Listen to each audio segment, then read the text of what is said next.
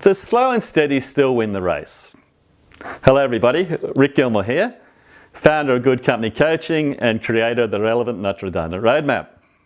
Now you're probably aware that slow and steady wins the race is the moral of the classic Aesop's fable, The Hare and the Tortoise. Now it highlights the hindrances of over hastiness and the helpfulness of right effort and persistence. But have you ever wondered whether slow and steady wins the race still stands the test of time these days?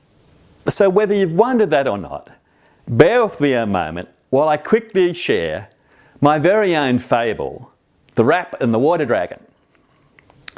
Now that takes me back to last summer, where I was sitting on a rock in the bush in the Lane Cove National Park in Sydney. And I just finished a bushwalk, so I was pretty hot and sweaty, and in my hand I was holding a tasty wrap I'd prepared that I was just about to munch into. And it was then that I noticed I wasn't alone.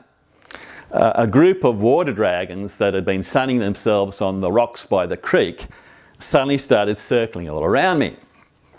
And as you do, I thought to myself, cute little critters, how cool's this? Then, just like one of the dinos or the dinos in the Jurassic Park movie franchise, the leader of the pack, the big alpha, suddenly started boldly sauntering up towards me.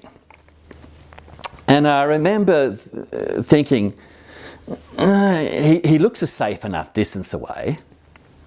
And just as I thought it was safe enough to stay sitting on the rock, in an instant, with laser-like precision, he leapt forward and bit off a sizable, quite large chunk of the wrap that I was just about to munch into.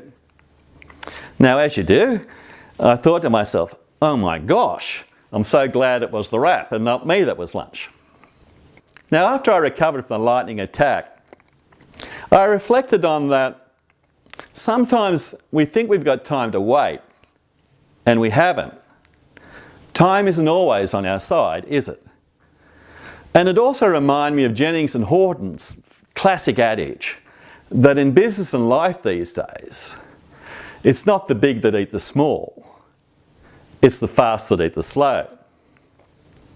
So there you have it, a tale of two fables, The Hare and the Tortoise, and my very own The Rat and the Water Dragon.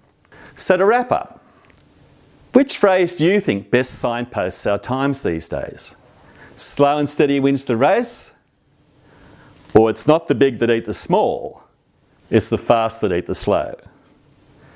So I hope you like this video.